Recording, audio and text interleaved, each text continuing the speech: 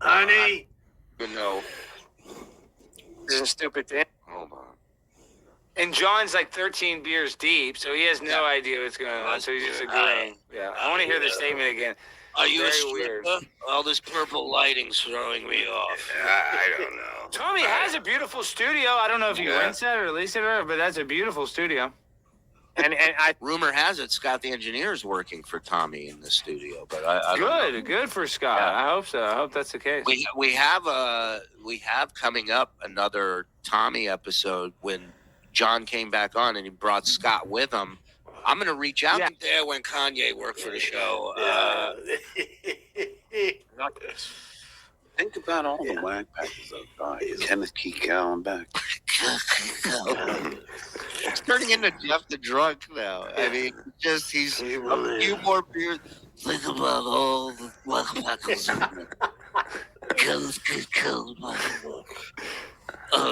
John is literally the head whack packer. John, he is the head whack packer. I mean, he's the top guy. That's what I'm saying, and he should be making the money that the top whack packer should be making. And Bob, in the prime of Beetlejuice on the road, how much of a fat knot of cash did this fucking guy have in his pocket?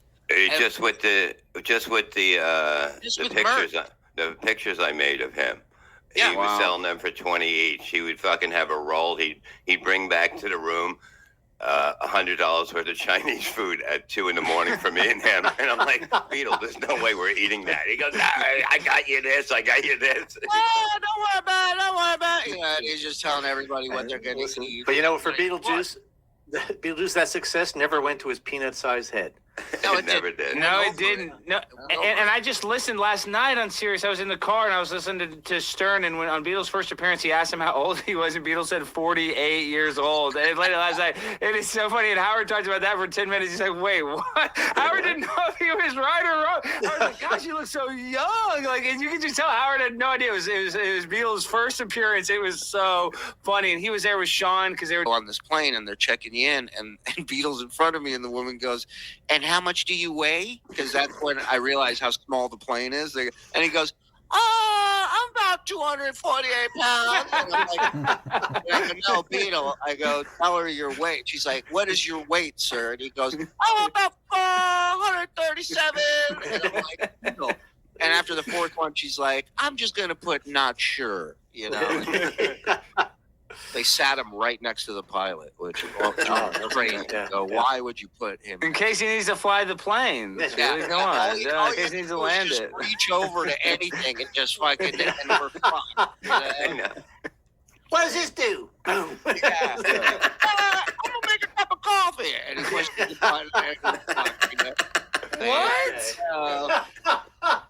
All right, This is new. in honor of Jay Thomas, let's go, the late great. Let's go around the horn and let's see here if we can guess how John is going to take credit for discovering Richard. Who wants to go first? I got it. Go ahead, Bob. He used to call into the show with these songs, and then I used to put him through, and I was Put like, him on hold. Put him on hold and put his calls through. And Howard loved what I did with the phone. Right. Who wants to go with Mike? Yeah, Bob has to be right. Yeah, I agree. But what are the odds he goes, I'm in Kansas. I mean, at Tico's Tacos. I'm at Tico's and I see this retarded, redheaded, long-haired, what I thought was a girl licking the window of a van while shitting in it. He was a funny motherfucker, bro. He was funny as fuck. I discovered Hypercheric. I discovered Richard. Well, he was sending him song parodies, but I'm the first to put Richard on the air at the Hard Rock at the Hard Rock Hotel in Vegas. I mean, also, what does that mean? What does he even say? I discovered fire. Like everything. I put him on the air on stage. What? I put him on the air on stage at the Hard Rock in Vegas. they're on the air at. Oh, God. And who was it? Larry Melrose Green? How he just ripped him off for thousands of dollars, dude? That doesn't even make sense. He charged Melrose $500 a show to go up on stage and do time, knowing the audience was just going to boo and throw shit at him. And so John got his fun and made $1,000 off of Larry. I mean, just an asshole. But I remember, like, was Larry? I mean, why would he even do this more than one time? I mean, who's Because he's such encouraging a this? fan. Because Such he's, a I mean, fan. yes, and he's a fan, yes, but he's Yeah, I also know. insane, you know. God. My brother met him at a bar in L.A. once, and he goes, he had a Howard Stern sign, and my brother mistakenly goes, "Oh, Howard Stern." He goes, "My brother works for Howard," and he goes, "Who's your brother?" Oh! Well, he goes, "Who's your brother?" And he goes, "Shuli." And he goes, "Get out of here!" And then he leaves, and then he comes back like 5 minutes later with a sign. It says Shuli's brother with an arrow pointing to where my brother starts holding it up next to my brother. He was funny as fuck. I discovered Hypercheric. I discovered Richard. Well, he was sending him song parodies, but I'm the first to put Richard on the air at the Hard Rock at the Hard Rock Hotel in Vegas. He was funny, man. I also, Jeff the Drunk. Here's the best. Jeff the Drunk. I kid you not, Tommy. Was not a drunk. I told him pretend to be drunk. I taught him how to drink. Right, he was an amateur. I'd almost argue now John's a worse drunk than Jeff the Drunk is now. Oh. I mean, Jeff the Drunk has more willpower than I have. Like, he quit Yeah. smoking cigarettes cold turkey and did it for years. I eventually went back, but, like, did it. Like, believe me, Jeff has more going on than John a million times Right. over. And Jeff owns up to it too. Jeff owns up Yeah. that he's got a huge problem. And Absolutely. yeah. Is that true that he really discovered High Pitch Eric too?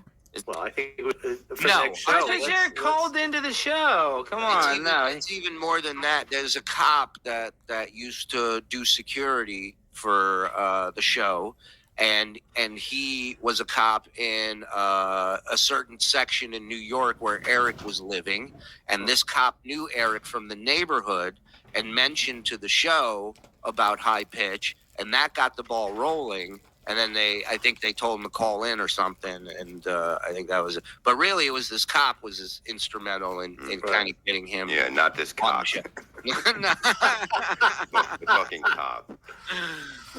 Pull me up. By the way, shout out 800 plus, almost 900 people watching us tonight. Thank you, Sweet. everybody. Every morning. Let me go down. And I would go through it.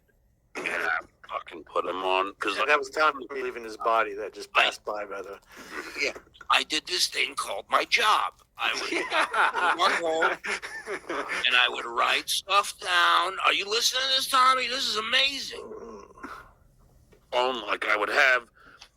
My screen had a phone list, you know, where, and then It was like he's describing how to land a fucking space shuttle. Yeah. on top I would write jokes and shit, you know. Yeah. And every time I said, pick up line 10. Wow. Wow. That's so weird that he called on line 10 all the time. I discovered the phrase pick up line 10. Wait, and he's talking about his jokes. Have we watched the Kareem Abdul-Jabbar roast? Do we have a copy of that? No one Does that does. exist? First of all, I have a copy of it, yes. You do? Well, I mean, it's, Mike, there's literally nothing in there. It's all basketball legends. Oh, I know. Telling- I want to see it telling though. Old story. All right, I'll send it to you. If you want Yeah. Discord, We gotta see it. you're on Discord. I just- I would have sent it to you. I don't think John's written one joke in his life. I mean, you know, No, other than no. the squeegee Listen, joke here's about, the- you know. Yeah. Here's the thing. Listen.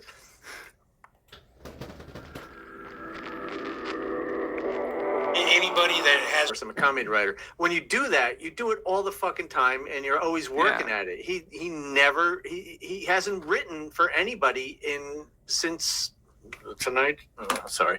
Well, you're known in that scene for being a writer and for people coming to you and you know, Hinchcliffe is known as a roast Yeah. writer. Yeah, he's funny guy, man. Motherfucking He's funny a guy. very funny guy, brilliant roast writer, and he's not on every single roast, but you bet your ass if it's a big roast, he's writing for people on that shit, Right, 100%. Is he asking for another beer right now? Look at this thing. I have a question. Why is there no dirt under this fingernail? Thank you. This Jeff the drunk. This guy is drunk as fuck. Pick him up.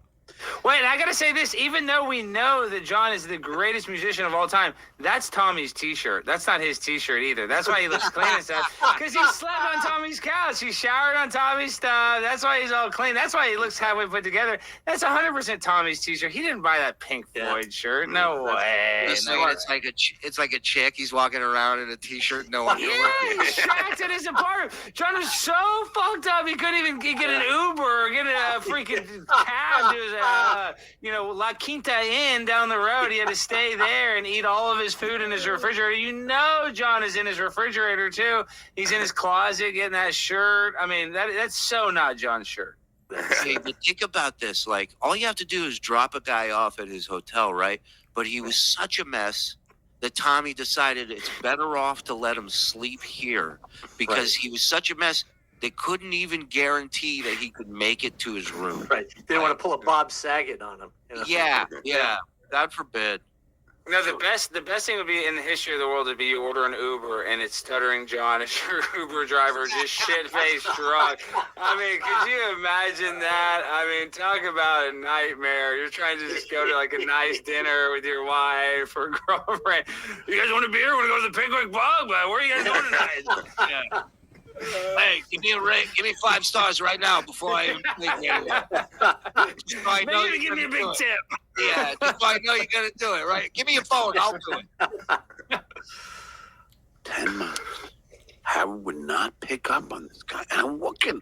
I go, Howard, pick up that fucking phone. Listen to me. We were all waiting for Jeff the Drunk to come on. You didn't even know he was on hold. What are you talking about? Okay, guys. I have to get out of here at 6 o'clock. I'm going to the Cowboys game. All 900 people watching. I'm sorry, I'm a bitch ass, but I love you, Bob, Mike, Shuli. Love you. Thank you guys so much for letting me come on. You guys are doing great work. Keep it up. I know you guys know that, but I'm telling you, this is just the start. Thanks for watching that video. Hope you liked it. If you did,